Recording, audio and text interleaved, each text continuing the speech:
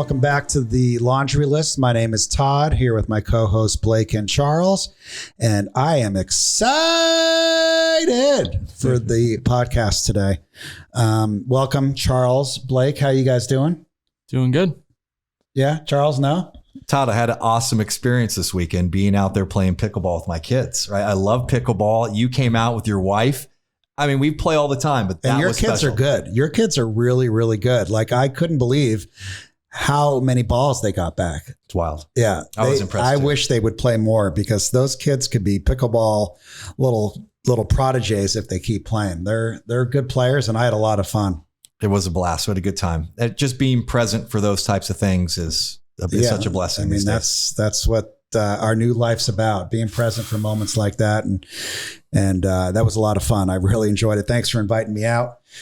Today, we got a very special guest. And before I introduce Jermaine, I want Charles to read the laundry list, these are the traits that we experienced as children, and we tend to still experience them as adults. Mm-hmm. So Charles, please proceed. Thank you, Todd. So number one, we became isolated and afraid of people and authority figures. Number two, we became approval seekers and lost our identity in the process. Number three, we are frightened by angry people and any personal criticism.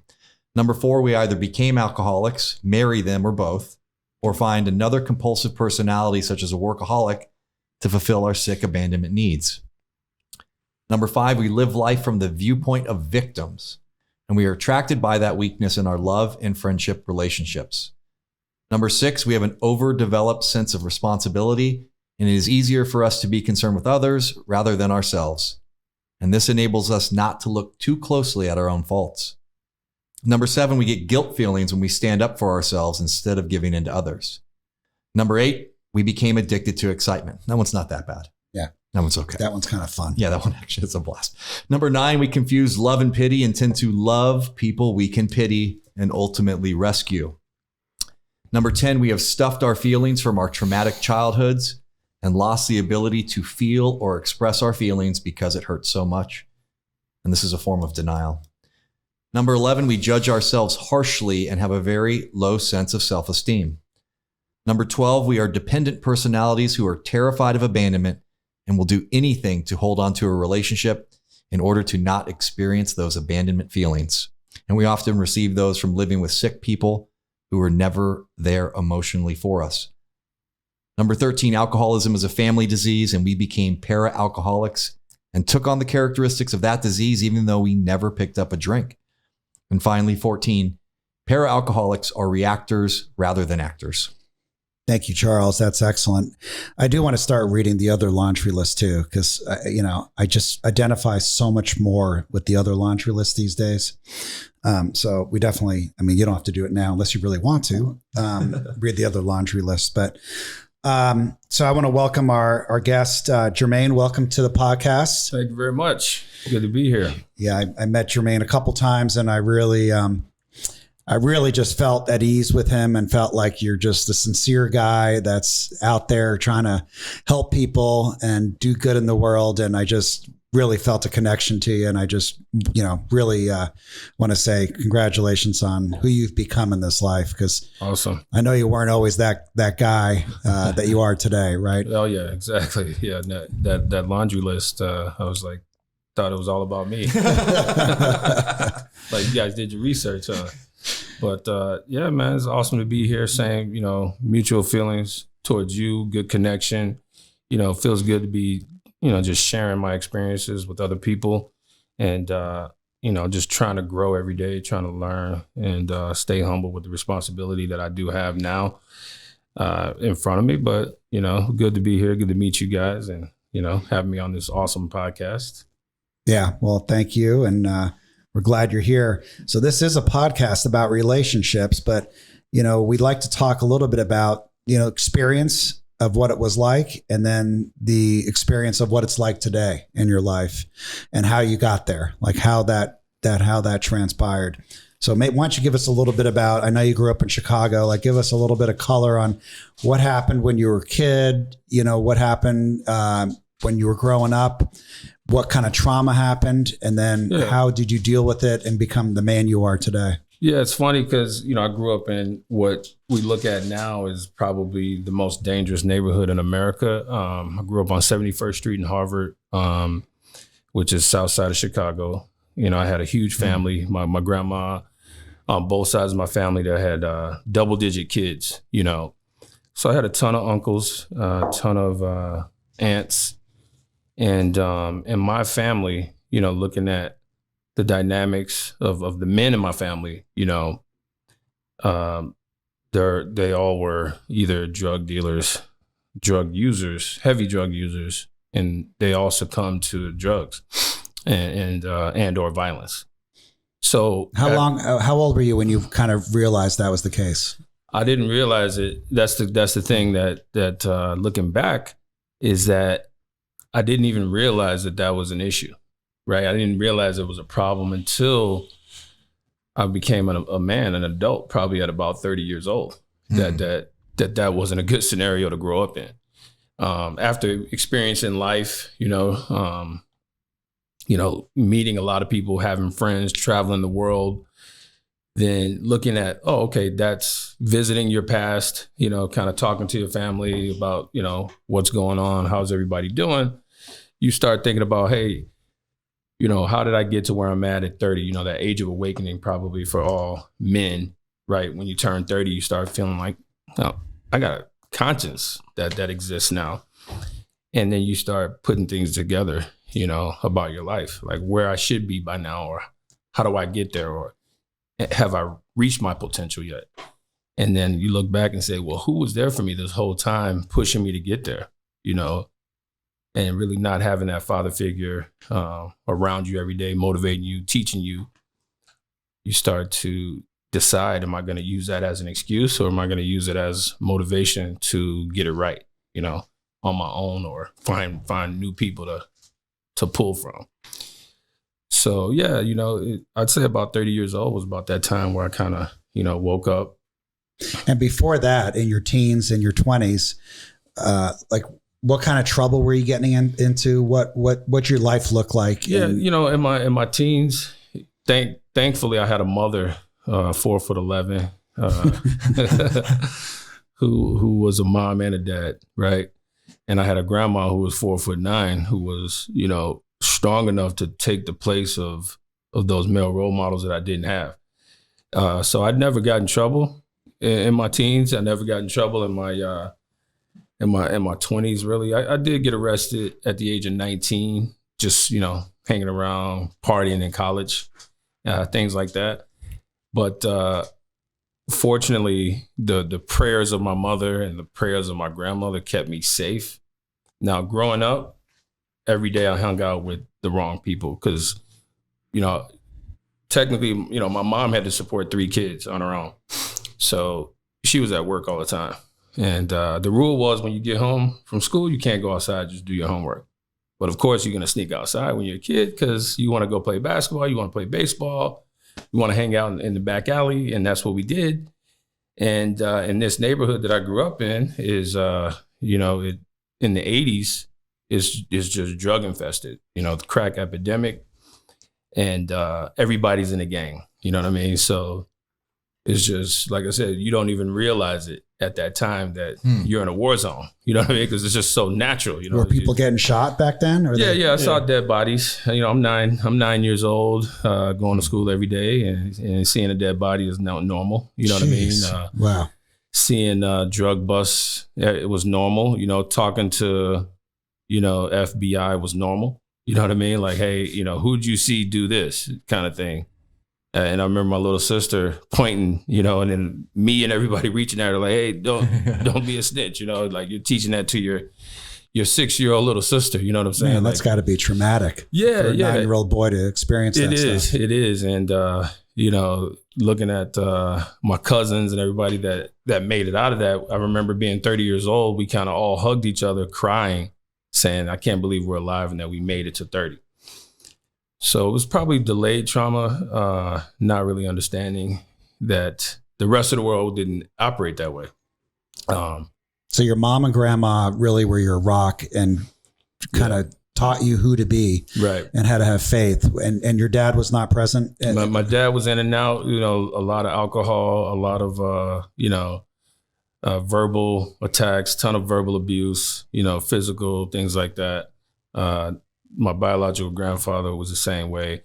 My grandmother, my biological grandfather used to abuse every grandkid. I'm sorry, every kid of his, to the point where it's like you could write a book about it. I mean, it's very, very traumatizing to those individuals who were my uncles and my aunts and stuff like that. Molestation to my mom, to my aunts. It was just like, you know, he's a terrible guy. And then my grandma remarried a really good guy, you know what I mean, who was that positive male role model, you know, that you think about as your hero. And we called him Papa Reese. You know, Papa Reese was a saxophone player. You know, he was the, male UPS guy. And he was friends with Muhammad Ali. He was friends with Kareem Abdul-Jabbar. You know, these guys would come over to grandma's house, you know, so he kind of came in and helped really establish for the family, like, you know, good skills and good habits that you do want to take with you, along with, you know, how the females in the family, you know, thought and wanted to, you know, push education and things like that on the younger boys that were growing up. So, yeah, because that's important. Because if you don't have some role model, I mean, I think not having a mom or dad as a role model is just so traumatic that we have no idea who we're going to become. Right. Because we're all chameleons. We're going to become what our friends are. Right. So then you're going to become a gangbanger and a drug dealer, and you're going to be in and out of jail. Yeah. So you got to have somebody that's kind of teaching you who to be. Exactly. Right. And that's kind of what you're doing today in your life. That's exactly what I'm doing. And, you know, realizing that what I was growing up in was a problem. My first job out of college, I said, I want to be a teacher. You know, I just started, you know, going into the classrooms. I moved to Arizona right after college. And my first job was in the classroom as a math teacher. So, you know, just on fire to just try to help people realize, hey, you got to take advantage of the opportunities. And if you don't have anybody there teaching you, I'll be that guy. You know, let me help you understand how the world works. So you're not just a teacher, you were like trying to become more of a role model too. Yeah, exactly. These exactly. kids. Actually, I didn't even open the books for 6 months in the classroom. I was just talking to the guys like, hey, we're not even going to worry about any schoolwork. We're just going to talk about life first. That's like, great. You know, and then that allowed me to build that trust in that relationship. And then if you don't have ethics, morals, and values, what good is learning calculus or algebra? Right? No, yeah. It's worthless. So, and once I had their attention, then the grades came easy. You know what I mean? Like the hard work, the ethics, what it takes to be successful came easy. And then 10 years later, you get the phone calls, the thank you calls, you know. So you plant the seeds, 10 years later, people call you and say, hey, I appreciate what you did for me. So that was a good thing. Have you, along the way, because I know this has been my case, have you had friends that you grew up with that did go to the dark side and stayed there in drugs, alcohol, crime? Have they seen the light and called you and said, hey, man, you know, like I need help, or I want to get sober, or I want to have a different way of living? You know, honestly, anybody that chose to go that way, and for me at that time and that point in my life, I had to cut them off. I wasn't strong enough to help anybody while we were, you know, coming through it and growing up in it. And because I had to just focus on making myself, you know, the person I need to be to survive. Now that I'm that person, I could help anybody that would ask me. But during that time, I wasn't. It was survival mode. It was survival. Yeah. I wasn't able to say, here's what you need to do, because I wasn't 100% sure if that's what I needed to do. I just had to have faith and trust to try to make it, and you know, give advice from a distance. So I couldn't invite anybody into my world. I'm still like that today. I struggle with reaching out to my past, you know, and inviting people into my present, you know. Yeah, it's funny. You mentioned that because Charles and I have talked about that before, where, you know, kids that used to either bully me or I used to get in trouble with, or, you know, for some reason, kids that I grew up with, like, I almost like don't want to engage and help them. Yeah. unless they really reach out to me to help. Yeah.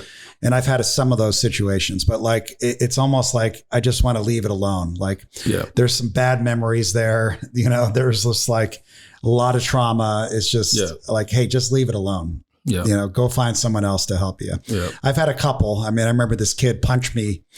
The first day I got to school here from New York, this kid punched me, beat me up my first day in 4th grade. And it was traumatizing. I mean, as it is, I'm scared shitless to be in Arizona from back east. And like the first day, the school bully beats me up and says, I'm boss here.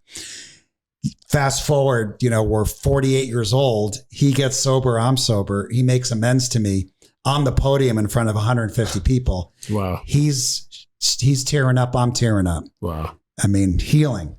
But for years, this kid tormented me and traumatized me, know? Yep. I mean, not physically, but like mentally, just that one moment, that one instant was like, boom, like it just sat with me for 40 years. Yeah. And then he made amends to me like that. And it was so healing, to see that. And, it's amazing. But like, when I look at you and when I first met you, I'm like, we live in the 7 deadly sins so often with greed and lust and envy. And I look at you and what you're doing out there. And I know, you're making money and having a good life, but you're really about helping the people. And you can see that when you like give the tour and introduce your staff. Talk a little bit about like, how'd you get into that from teaching and why do you do it? Why do you wake up every day? For me, it was a calling. 12 years ago, I didn't know anything about behavioral health. I was 33 years old. My mom was battling cancer. And, we were at Cancer Treatment Center of America in Chicago, in Gurnee, Illinois. She wanted to leave Arizona to be close with her mom because, this is her first bout with cancer. So she doesn't know what's going to happen. So she wants to be close to her mom, close to her sisters, and her family, from back in Chicago. So we fly from Arizona to Chicago. We book a hotel. Cancer Treatment puts me up in a hotel for free to be there to support her. In my mind, my mom's the strongest person that's ever lived. She's going to beat this cancer, no doubt about it. I'm sitting there studying for my insurance exam. She's over next door at the hospital. The first night I was there, I fall asleep. About 2:00 in the morning, I heard the voice of God say the word "Vilament." And I've never had that experience before, like, where I think I might have heard the voice of God. Like, I distinctly knew that it had to be a higher power telling me something. So I woke up out of my sleep and I said, "What'd you say?" And he said, "Vilament." So I reached over by the bedside of the hotel, Courtyard Marriott, and I started writing. I still have the notes today of the actual writings that I wrote down. So I wrote the word "Vilament." I said, "What does that mean?" And he said, "Village mentors." And I said, "Okay, let me write that down." And I said, "What am I supposed to do?" And he said, "You're supposed to go get everybody in the community, bring them together, and you're going to teach the kids how to make it to college and how to discover their God-given talents that I gave them so that they understand their purpose, so that they don't get in trouble, and so that everybody is working together to make that happen." So I wrote that down. I still have the piece of paper, and I put it away, right? So I go back to sleep. I wake up the next day like a normal day. I go talk to the doctors, and I kind of almost forget about it, but I know it's there. And, 3 months later, my mom is gone, right? Because that was 100% of my focus, even though I had faith, like so much faith that she would be okay. And the oncologists were telling me, she's got 11 days, to live. And we were, this was around Christmas time and then New Year's rolls around. So families really coming together. And I'm still having faith. I'm like, these doctors don't know. God has the final word, and that's how my mom taught me to believe. And January 4th, 2012, she was gone. And, I was sitting there with her in hospice, and her sister came down from Colorado, and we were the only 2 people in the room. My sister flew back to Chicago because she had a son. So she couldn't stay, so she decided to go back and, get her son. And, in the middle of the night, she passed, but we were sleeping. And right before she took her last breath, me and my aunt both woke up, turned and looked at each other. And then we walked over to the bed and we saw my mom take her last breath, So for me, I know that the veil between, the physical and the spiritual world, this is like an awakening for me. And before that, she didn't want to be in hospice. She said, get me out of here. So I would take her to the local hospital from hospice, and the doctors would tell me, people get their last, rush of energy before they die. This is typical. Mm-hmm. But they would just explain to me the oncologists are right. She's not going to make it. So this is all new for me. I'm learning. I've never lost anybody close to me to understand the process of death. And that was my last year of teaching. So the school that I was at was going to close down in Mesa and move everybody to the downtown Phoenix campus. So during that time of me being with my mom as she's going to pass, she, I was telling the school, it doesn't matter what happens, I'm going to be focused on her. And they were like, well, we're not going to be able to pay you, your last check, blah, blah, blah. So I'm like, whatever. So she ends up passing. And then the school ended up giving me my last check plus a Christmas bonus. So I was able to pay my bills, even though I wasn't working, for quite some time because I was, spending time with my mom. And then Wells Fargo called me, and I got one of the best jobs of my life at that time. I was traveling around the country for a year and a half, and I felt guilty because I was like, I just left my mom, but I got the best job I've ever had. I'm meeting all these great friends. So I didn't have any time to grieve the process of what happened, or think about it, or you talk about it. So I met a really, really close friend at Wells Fargo during that time. We traveled around the country together.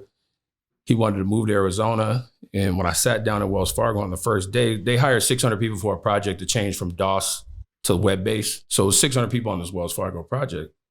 The guy I sat next to when I got to Des Moines, Iowa, where headquarters for Wells Fargo is, his name's Michael Johnson.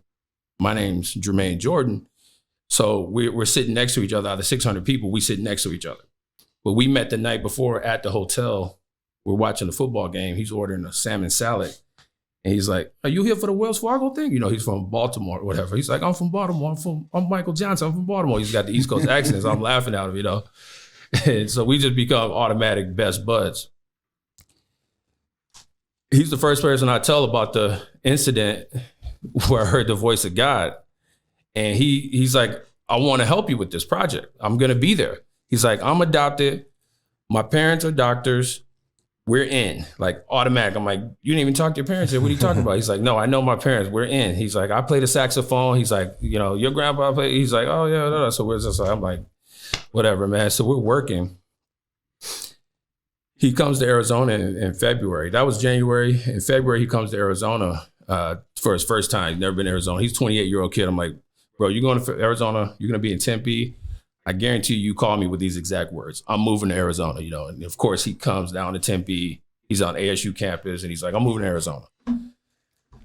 So we're like planning all this stuff to get this project started. I don't know anything like how to do it. I was like, Michael, I don't know anything.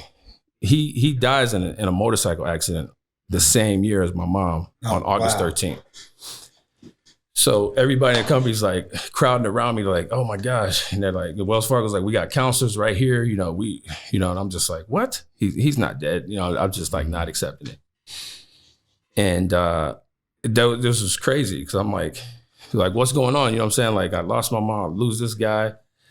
God's telling me to go do this project. I don't even know what he's talking about. Then November of the same year, I lose my girlfriend. She gets diagnosed with brain tumor and she's pregnant with our twins. So that was my 2012 year. Okay. Wow. That's a lot. And I've never lost anybody close to me. You know what I mean? So 2013, I finished the Wells Fargo project. I get my insurance license. I'm working in insurance. And I just started losing it. Mm-hmm. I just started like, can't sleep, can't eat, can't go outside, agoraphobia, insomnia, I'm like, I don't know. You're frozen. Yeah. So I'm in the hospital 9 times in 2013 for panic attack. But I'm thinking I'm having a heart attack. So the same doctor that my mom would, go see noticed me. He's like, I remember you. He's like, you're having panic attacks because you haven't accepted, your mom. You need to get some help. He put me on medication, lorazepam. So I'm living off lorazepam for like the next 2 years, like just trying not to have anxiety. and see a commercial on TV. It's like, hey, do you suffer from anxiety, depression, insomnia, and agoraphobia? I was like, I think that's me. I don't know. So let me call the number. So they sent me some CDs, and they got these guys on there laughing. And that's how I discovered what mental health was. So I was ready to take my own life during that time. I'm a weapon. I own weapons. And I didn't understand what was going on with my life. I was prepared to go. You know, I was like, I can't live my life not being able to breathe. I'd be in the grocery store buying avocados. Next thing you know, I'm laying on the ground in the deli section or whatever. And fire department's coming in there, put me on a stretcher. You know, they're hooking EKGs up to me and everything. And I had to learn, like, my dad, I moved my dad in with me. My dad, he lives in Arizona now. You know, we were able to reconcile our relationship. So he lived with me during that time. And, you know, his response was, you know, you need to get rid of that. You know, he didn't understand what it was. And I didn't understand what it was. So luckily I had friends coming by, you know, to give me those hugs and talk to me. And I learned meditation at that time. You know, a friend of mine that I was working with in insurance gave me a book on meditation. He'd drive me to San Diego. We just sit on the beach, and I'd be like, that'd be the only place where I can, like, live or hang out without anxiety. So you just learned to sit with the anxiety and sit with the fear, and eventually you knew it would pass. It would just go through you. Yeah, I got those CDs, and the guys that were on the CDs were sitting in their little group circle, and they were laughing about the fact they used to be that way, and now they have power over it. And now I teach that. So yeah, that's an amazing story with a happy ending. I mean, that tragedy and you being paralyzed like that, I can identify. We talk a lot on this podcast about codependency, of when you break up with a girl or your parent abandons you, and what that does to you and how it paralyzes you, and you're just wrought with anxiety. I have a friend who texted me yesterday. He's like, I was up all night. Sorry, I can't meet you this morning. He didn't sleep a wink. And I remember those nights when I thought my wife was going to leave me, when I thought, you know, my mom was mad at me and didn't want to talk to me. Like, I couldn't sleep. I was so anxious. Yeah. And this podcast, we talk about the tools, and meditation is one of them. Yeah. And journaling and finding a higher power and getting it out, talking about it. It's like, well, what's really the fear? Well, I don't know. I just have fear. Well, we'll talk about it. What is the fear? Yeah. And I think just verbalizing it is half the battle. Yeah. Just getting it out there, what you're really scared about. 100%. I'm going to be alone. No one's going to love me. I'm never going to be in a relationship. I'm never going to have kids. Whatever it is, get it out. Yeah. And it's amazing. It just takes so much power out of it, because I know when I got divorced and my wife said she wanted to separate, I was curled up on a ball, like on the floor going, I can't. No, I'm not going to accept it like you. Yeah. I'm not going to accept it. We're going to figure it out. And she didn't want to figure it out. And you know what? It was one of the greatest things that ever happened to me. Oh yeah. It taught me, I found myself through that process. I found out who I really am. And that's what we talk about, is how do you find out who you really are? Yeah. Because who I am from childhood is really it's just a hodgepodge of stuff from my youth. And a lot of it's traumatic. Yeah. But I think you hit 30 years old. And for me, that's when my journey began. That's when I got sober. And that's when I started to figure out, who am I and what do I want to be about? Yeah. And today I say no all the time. Do you want to go do this? No. Do you want to go do that? No. You know, I mean, I'm less of a people pleaser today than I ever have been. And it sounds like you are too. Like you're on your journey. You know what you want. Yep. You have a clear vision of your identity. That experience woke me up to tell me that I had no clue about what really was going on. And it's actually taken me to those traumatic places that I never went to in my childhood, that I now have the courage to talk about with anybody. You know what I mean? And with therapists, like, let's go to these places and let's figure it out, because I've been suppressing everything. And you know, the more it comes out, the more freedom you're actually going to have in your life. Exactly. So, and like you said, you know, you just have a fear of ever going to those places. And if I could show people, you know, if we can be transparent, other people are being freed as well. So yeah, you're helping it's a others. beautiful thing. Yeah. Blake, I know you can identify a lot with what Jermaine's saying. What kind of questions do you have for Jermaine? Well, first, thanks for being honest and vulnerable with us. I know it's really hard for most people to do. It sounds like you figured out a way to make that your job. So I think that's amazing. I guess I would really kind of like you to elaborate on, those dark times. And, you said you got into meditation, but what are some of the other stuff that you did? Cause I recently, have been going through some stuff with my wife, and I was gone, from the house all last week, trying to kind of take a step back and kind of figure out what Blake needs to do. And for the first time in my life, I was able to do that and not immediately have the first thought be, I'm going to kill myself. Right. Like I've gotten past that, where I don't want to do that. But then the feelings of the overwhelm, like my world is imploding. Everything around me is collapsing. What I thought I wanted, I don't even know what I want to do. Right. Like, which I think you can kind of relate to. Like you had all this stuff going on, but then you were like, what do I do? Right. Like that. Yeah. So besides meditation, is there any other kind of stuff that you were doing? Is it just a schedule or a whole gambit of things and tools, and I'm still learning. Yeah. You know what I mean? That's the beauty of it, is like I'm learning every single day. During the darkest time of my life, I'm happy that it happened to me. Yeah. Like I'm so glad that I had to go through that, because I am a survivor of that, which gives me a lot of credibility now. You know what I'm saying? Like, like I got street cred now. You know what I mean? Like real. I've been there, done that. Like you know what I mean? We can talk about it. Yeah, it's like once you go through something in life and you make it out of it, you're a badass. You know what I'm saying? And that's how I carry myself today. Forged by fire, right? Like yeah. So you just got to remember quite a few things, but what's important is that God made you. You know what I mean? And if you don't have this problem right now, how do you even know there's a God? Yeah. You get what I'm saying? Unless you go through something that's impossible for you to deal with, and then God shows up and says, I got you. Here's this TV commercial. I'm going to show you. I want you to call this number. Right. And remember that conversation that we had a couple of years ago when he's like, do this. I had forgot about all that. I was like, man, that wasn't even God. You get what I'm saying? So I needed to go through this to really understand who God is. Yeah. It gave me a total different perspective on, it's like when things are good in your life, you don't even really need God. You know what I'm saying? But when you're in your darkest hour and you're about to be like, I'm done. You know what I mean? Like it's loaded. I'm ready to go. Like I can't do it anymore. Right. And then God's like, do this first.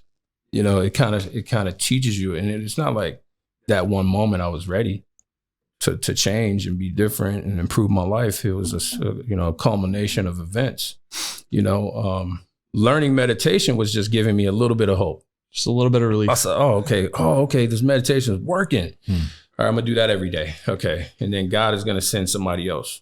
I had to write sticky notes down and put them up in my bathroom mirror, so that when I looked in the mirror, I wasn't looking at devastation. I was looking at these reminders, these little reminders that the CDs told me to write down, because I couldn't do it on my own. You're more than a conqueror. You're going to get through this. You are going to make it, right? You're awesome. I did that too. Had that. Yeah, I put the stickies on my mirror. Yeah. And I was like, oh shit, the maid's going to see this and think I'm a quack. I thought the same thing. Like my friends are going to see this when they come over, to check on me. But it got me through those times. Yeah, that was powerful, man. That was a powerful thing. And, you just discover these things that you don't know. You think they're silly, but you don't understand the impact of just doing things that you feel that you should be doing. And then I, yoga. I started doing yoga, and I was like, dude, yoga saved my life. Blake and I are addicted to yoga. Yeah, I love you. I just got my wisdom teeth out, and I'm like, breathing. I'm like, I need to go. Yeah. The breathing, the what yoga basically is teaching you how to actually breathe, and the breathing is actually what fixes a lot of things. Yeah, and Sir Richard, the guy that is a therapist in town, he talks about like when you're angry and tense, you stop breathing. Yeah, and it's like if you can just really just focus on breathing and getting some oxygen to your brain. Yeah, hold your breath, hold your shoulder. Yeah. You can think clearly again. Yeah, I'm teaching the natives about yoga. I'm teaching deep breathing, and a lot of them are like, "Thank you so much." Like, it's amazing. And I have a very deep kind of love and affinity for Native American culture. Growing up at a golf course, there's a guy, Patrick Yellowhorse, who is Native American. And I think their kind of beliefs on spirituality is amazing. Yeah. Like, they've shown me some stuff. Like they have a cool kind of foundation for spirituality. A lot of respect for their elders. A lot of respect, man. Yeah. And it taught me to build my model around grandmas. Like I find grandmas like, hey, you want a job? You need a part-time job? Come on in, because they just love to talk to the elders and, to get that perspective, and it helps them therapeutically deal with their traumas in the past. You know what I mean? So, and once you're in their culture and you're in their kind of circle, it's amazing. Right. Some of the stuff and the experiences that I've seen, the love and the food, and just, they'll treat you genuinely like one of them, you know? Yeah. Yep. I love it. It's like a family. That's what we call it. Hey, man, we're all family. Like we're trying to figure out what's the next cookout going to be, Yes. But yeah, man, no, just, you are beautifully and wonderfully made, man. You know what I mean? You're unique. There's nobody else like you. There's never been, and there never will be, your fingerprints don't match anybody that's ever lived, billions and billions of people that's ever lived. And you have a purpose, and we have to go through the fire to be better, right? It's just like a fifth grader has to take a test. You don't want to take that test. You don't want to study, man, and then maybe fail, right? And we're going to fail, but that's how you get to sixth grade, and it never stops. You know what I mean? How old are you, Blake? I'm 27. 27? Yeah. So, you got a long life to live, man. You got another 70 years, you know what I mean? So you have to learn how to be a 30-year-old. And then you got to learn how to be a 35 and a 40-year-old. It's all different, and it changes. It's always going to be changing. You know what I mean? How are you going to be a good grandpa if you don't know nothing? You know what I mean? Like you got to learn. It's like if you think back on, like for me, like 22-year-old Blake versus 27-year-old Blake, it's like, right. Thank God. Right. Oh my God. Thank God. We talk a lot on this podcast about fight or flight, and how when times get really tough, sometimes I just want to call it quits. Yeah. Like it's over. I can't take this pain. Let's just end this. Oh yeah. And we learn to fight through acceptance and surrender. Yeah. And that's for me involving God. Like I'm going to surrender my life and this pain and this experience to you, God, knowing that something great's going to happen. And I got a lot of examples of this in my life. Dude, and you obviously, with your resume, I look at people's resume and I say, okay, just because I know what I've been through, that guy has a lot of trials that he's had to go through, because you're not getting there unless you're tested. Because God's not going to give you that responsibility unless you're prepared for it. You know what I mean? So immediately, I try to learn from everybody. Like, hey, what tests are you going through? Like, what pain are you dealing with? I need to hear about it, Right.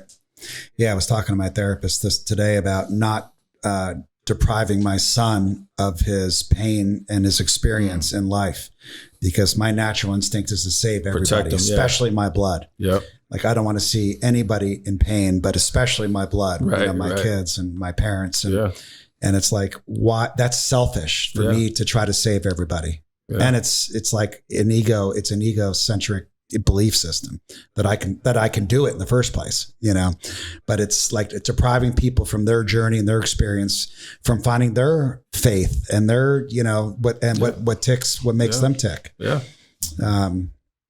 But I remember when I was going through it 3 years ago with my divorce, I'm like, it was so surreal. I couldn't believe it was happening. And I had friends that would just tell me what to do. Hey, sit on the couch for a couple hours and just close your eyes. Start writing, journaling, write a letter. What would God tell you right now in that letter? Go ahead, write 5 pages. Yeah. And it's amazing what came out of all these suggestions. Yeah. And little by little, small by small, I just started to believe in myself again. The key word is belief. Yeah. Keyword is believe. I started listening to Tony Robbins a lot. Yeah. I listened to him my whole life. One time was when I was 22 years old, and I was smoking weed. And, just like a kid that smokes weed, I was like, this is stupid. I don't want to smoke weed anymore. I'm 22. I need to get a job and figure out life, And I was like, I'm done smoking weed, and I couldn't quit. So I put the weed down. I'm like, I'm done. And I started getting jittery. I was like, what the heck? Like, I can't, what is this jittery thing? Weed's not supposed to be addictive. I'm like, oh man, I'm addicted. So Tony Robbins was teaching some modalities on how to make a decision that's very difficult, very tough. He's like, draw a quadrant and put down the reasons why you should do something, pros and cons of why you should do it, pros and cons of why you shouldn't. And that, after I did that, I was done. Yeah. I was like, this is stupid. I'm not doing it anymore. But yeah, if we can share all these things with others and help each other be stronger, man, we got a better community, we got a better country, a better world. So I always say being vulnerable and being honest, it's the new sexy. Right. It brings people closer together. It creates real bonds and real relationships. Yep. Charles, what do you got for Jermaine today? I love the CD that you're listening to. Okay, so these people are sitting in a group and they're laughing about the problem that they once have because they don't have it anymore, or they don't behave that way anymore, and they're laughing about it. What does that sound like? Every single recovery group in the world, right? Yep. We sit in there and we laugh about the things that once ailed us that weren't funny at the time, but we've recovered from them, or we've grown from them. So question for you, 2012, right? So you lose Michael Johnson, you lose your mother, you lose your girlfriend. Yep. First question, your first relationship after those three things occurred, first relationship, how was it? Healthy, unhealthy? It was quite some years. And for me, from my perspective in the relationship, it was healthy because the work that I put in to get out of that situation, I learned so much. How many years was it from that 2012 to before you had a girlfriend, like a ever serious girlfriend? Okay, so let me go back because my memory is a little bit more clear now. The first relationship was not a relationship. It was unhealthy, but it was me and a girl spending time together, and I wasn't ready. It didn't make any sense. I was just happy to be able to not be thinking about suicide. Right. Yeah. Okay. Ease the pain. Yeah. So I shouldn't have even thought about doing it, but it was toxic. 100% right. Yeah. Right. And then because of the work that I was learning and all the stuff that I was doing to put into my life to make myself better, the real relationship after that was I was bringing so many tools to that relationship. I was able to handle disagreements, or jealous encounters, so well that I felt like it was healthy, and the girl was actually a lot younger than me. So she didn't have those tools yet. But because of what I had already gone through, we were able to be together for quite some time. And it was a long distance relationship at that too. So it didn't end up working out, but we're still friends, So that's great. It sounds like poetry the way you just described that, doesn't it? It's like poetry. that's a healthy man right there. Yeah. It's a common theme over here, right? There is that personal, it has to come within for us to have a healthy relationship with someone else, right? Right. And especially when there's trauma or some sort of dysfunction or some sort of, internal dis-ease. Yeah. We try to mask that with another person. Toxic. Right. You take that time, like as I have, as you just described, you take that time, get to know you, strengthen these things, recover from these things, grow from these things. Healthy relationship. Yeah. But I suffered from constantly trying to bring someone in, right? To not, right? Maybe it's prevent me from thinking about killing myself or stop this pain of her or that or it. Yes. Toxic. Yeah. Common theme here in all of our guests. So and we talk a lot in this podcast about after we do the work, we don't accept bad behavior. We don't accept abuse. I mean, if a woman tries to hit me or scream at me or belittle me in public or in private, it ain't happening. I might say, okay, I accept your apology this time. It happens again, we're ending the relationship. Right. I don't care how long we've been together, how many kids we got. I don't accept that because that's not intimate and that's not love. Correct. And so I've not been able to do that up until this current relationship that I'm in. You just helped me do it. You know, we all have weak moments where we're like, oh, you know, but like Blake always says, you know, we can't teach the dog to piss on the carpet and give the dog a treat. That's right. Right? Yeah. Because if we do that, we're just encouraging bad behavior. Right. And that, to me, conflict is awesome, but healthy conflict and how you resolve it. Let's sit down. Tell me your point of view. I'll tell you my point of view. We don't need to be screaming. We don't need to be raging. We don't need to be passive aggressive. We don't need to be physical. Let's just sit and talk about our point of view. We have to be adults. The only way for me a relationship works is when we're both adults and we both go through life, trials and tribulations together as adults. But when one of us is abusive and rageful and just not loving towards the other person, it's not going to work. Yeah, it's not. And I see that in a lot of my friends' relationships. You know, they just haven't done the work. They haven't gone to their past and ironed the things out that they need to iron. They're going to counseling. They're trying to figure it out. But you really have to, you know, like you said, draw the line. Like, this is part of the rules and we're just not going to do that. But if you're not capable. If you can't enforce the rules, you're wasting your time. Yeah. Yeah, just and I see that too, you know. Yeah. I mean, Charles has some amazing stories with abuse in relationships and how we will just, like we always say, there's nothing you can do to make us leave. Right. When I was broken and very codependent and very insecure, there's nothing you can do that's going to make me leave you. Can't treat me poorly enough. Right. Can't treat me bad enough. Can't do enough shit to me to make me want to leave. And then the women know that. Like, yeah. And then they lose respect. They lose for respect for you. They Right. know that they can do this and, oh yeah, you're going to leave. Yeah. Right. Yeah. Like, whatever. Yep. We'll see you 2 hours. Loser. But it is something in you when you can say, you know, we need to separate. We need to get some time apart, because that takes strength that takes a strong sense of self. Yeah. Self-worth, Yep. Yep. It does. But that's powerful, and that's self-love. That's self-love, and that's really loving God and accepting God's love. Right. Because God doesn't want you to be yelled at and screamed at and hit and abused. No. You know, and you can become the person you want to become by standing up for yourself. Yeah. It's like I always say, like, take yourself out of it. Yeah. Take yourself out of it. What would you tell your best friend going through this? What would you tell your kid going through this? Yeah. And you always have the answer then. Right. But when it's happening to you in the moment, it's almost surreal and you can't see it. Right. You know? And it's like that at work too. You know, you got people that you have employed to do a job, and they're good at their job, but they're crappy at treating people good. And it's like, I can't do it. You know, it's like you got to you're on timeout, you know, you're suspended. Like, here's a write-up. Yeah. You know, like, you can make 100 mistakes, but if you're going to say something bad about somebody that you work with, it doesn't make sense. We can't even, what are we doing? We're supposed to be modeling good behaviors, and we're not even treating each other good. So. Yeah. And I find a lot of people become really crafty and sly and manipulative to the point where they can treat people very poorly without it being obvious. Right. The silent treatment, Right. talking shit about them behind their back, Yeah. you know, disregarding what they're saying, you know. I mean, I'm a pro at it because I've done it for so many years that I know what that looks like. Yeah. And I see it in other people when they do it. And I'm like, that's toxic. That's poison right there. It's almost so natural in our human instincts to be that way. Yeah. You know what I mean? Like, it just happens so often.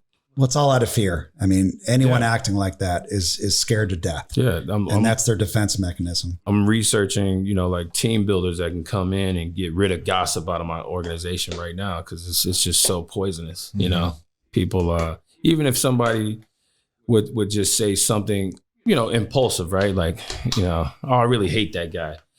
Okay, I understand you were impulsive. You said it. The guy didn't hear you say it, but this other person heard you say it. Now, what are they going to do with that information? Now that's poison too, because they're going to go tell that guy that you said it. They're just as guilty. Yep. You know what I mean? They haven't helped the situation. They just caused a rift between you and this guy that you really didn't even mean it. But because you were angry, you said it kind of under your breath. Somebody heard you. Now we got a big problem, you know? So. And that's why I say healthy conflict is healthy. Yeah. If I can say something in front of that person, then I can say it behind their back. If I'm willing to say it to their face, then I can say it behind their back. That's kind of my rule. I agree. And, you know, if I have a problem with someone and I say I really don't like that person, I better be prepared to say it to that guy's face and tell him why. Yep. And try to have a healthy resolve to that issue. Yeah, you need to be in our next team meeting. Yeah, because I've been guilty of gossip and been guilty of being passive aggressive. I've given the silent treatment to people, which is, by the way, I think the worst abuse possible. Because at least when you're hitting somebody or you're yelling at someone, you're expressing yourself. Right. But the silent treatment, my mom used to give that to me. It's like you're torturing someone. Yeah. Agreed. At least if you're getting hit, there's going to be an end to it eventually, right? Like you never know when the silent treatment's going to end, right? That's the worst part. Silent treatment. Yeah. I try to make a rule at the job. It's like if you heard somebody say something about somebody else, just go get me right away. Let me come in and talk right away about that situation.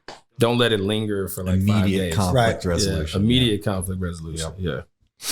Yeah. All right. Well, we really had fun having you on, Jermaine. This was Thanks, great. Guys. Yeah. We're going to check back in with you. Always. In a few months, maybe in the spring. Sweet. Congratulations on all the work you're doing and helping people and bringing goodness, God, and happiness to people's lives and helping them recover from tragedy and substances. And it's great to see. Yeah, it's great stories, man. We could probably bring some people in and just share some of their success. You know what I mean? And it's all about sharing that success to other people so they can have that belief, right? Because we're missing that in a lot of people. Like they just don't believe it. Like where Blake was, it's like, I don't even believe I can do this. Right. But if you did it, maybe I can, so it's a good thing. That's the thing. It's like, I don't have the strength, but you do. And I'm going to latch on your belt buckle and you're going to carry me. Yep. Until I can carry myself. But we'd love to have some of your clients on, when they're through your program and come share their experience. Yeah, and, they would love to. That'd be great. Well, thanks everyone. We appreciate you listening to the Laundry List. And remember, please be nice to my friend this week. And we will see you next week on the Laundry List.